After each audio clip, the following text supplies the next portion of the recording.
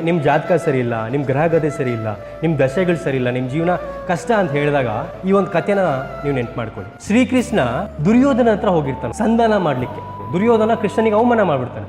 ಆಗಲ್ಲ ಅಂತ, ನನಗೆ ಅವಮಾನ ಮಾಡಿದ್ದೀರಾ, ಈಗ ಯುದ್ಧ ಆಗೇ ಆಗುತ್ತೆ ಅಂತ ಹೇಳಿ ಕೃಷ್ಣ ಹೊರಟೋಗ್ತಾರೆ. ತಕ್ಷಣ ಧೃತರಾಷ್ಟ್ರ ಜ್ಯೋತಿಷಿಗಳನ್ನ ಕರೆದು ದುರ್ಯೋಧನ ಜಾತಕವನ್ನ ತೋರಿಸಿ ಯಾರು ಗೆಲ್ತಾರೆ ಯುದ್ಧದಲ್ಲಿ, ಇವ್ನ ಜಾತಕ ಹೇಗಿದೆ ಅಂತ ತೋರಿಸ್ತಾರೆ. ಸೊ ಅವರು ಎಲ್ಲವನ್ನು ಕೂಡ ನೋಡಿ ದುರ್ಯೋಧನನ ಜಾತಕದಲ್ಲಿ ಎಲ್ಲಾ ಗ್ರಹಗಳು ಕೂಡ ಉಚ್ಚ ಸ್ಥಾನದಲ್ಲಿದೆ, ನಕ್ಷತ್ರಗಳು ಪರ್ಫೆಕ್ಟ್ ಆಗಿದೆ, ಒಳ್ಳೆ ದಶೆ ನಡೀತಿದೆ, ಈ ಯುದ್ಧದಲ್ಲಿ ದುರ್ಯೋಧನನ ಗೆಲ್ತಾನೆ ಅಂತ ಹೇಳಿ ಹೋಗ್ತಾರೆ. ಸೊ ಯುದ್ಧ ಶುರುವಾಗುತ್ತೆ. ಕೆಲವು ದಿನಗಳಲ್ಲಿ ನಾವಿನ್ನೇನು ಸೋಲ್ತಿದೀವಿ ಅಂತ ಸುಳುವು ದುರ್ಯೋಧನಿಗೆ ಮತ್ತು ಧೃತರಾಷ್ಟ್ರನಿಗೆ ಸಿಗುತ್ತೆ. ಅದೇ ರಾಜ ಜ್ಯೋತಿಷಿನ ಮತ್ತೆ ಕರೆಸ್ತಾರೆ. ಅಲ್ಲ, ನೀವು ಅವತ್ತು ಹಾಗೆ ಹೇಳಿದ್ರಿ, ಒಳ್ಳೆ ಜಾತಕ ಇದೆ, ಒಳ್ಳೆ ದಶೆ ಇದೆ, ದುರ್ಯೋಧನನೇ ಗೆಲ್ತಾನೆ ಅಂತ ಹೇಳಿದ್ರಿ, ಬಟ್ ಇವಾಗ ನಾವು ಸೋಲ್ತಿದ್ದೀವಲ್ಲ ಯಾಕೆ ಅಂತ ಹೇಳಿದಾಗ ಆ ಜ್ಯೋತಿಷಿಗಳು ಇನ್ನೊಂದ್ಸಲಿ ಜಾತಕ ನೋಡ್ತಾರೆ. ಜಾತಕ ನೋಡಿ ಹೇಳ್ತಾರೆ, ಅವ್ರ ಕಡೆ ಯಾರೋ ಒಬ್ರು ಇದ್ದಾರೆ, ಅವರು ಗ್ರಹಗಳ ದಿಕ್ಕನ್ನೇ ಬದಲಾಯಿಸಿದ್ದಾರೆ, ನಕ್ಷತ್ರಗಳ ಪ್ಲೇಸ್ಮೆಂಟ್ ಅನ್ನ ಬದಲಾಯಿಸಿದ್ದಾರೆ, ಅವ್ರ ಕಡೆ ಯಾರೋ ಇದ್ದಾರೆ ಅಂತ. ತಕ್ಷಣ ಅಲ್ಲೇ ಇದ್ದಂತ ವಿದುರ ಹೇಳ್ತಾನಂತೆ, ಅವ್ರ ಕಡೆ ಕೃಷ್ಣ ಇದ್ದಾನೆ.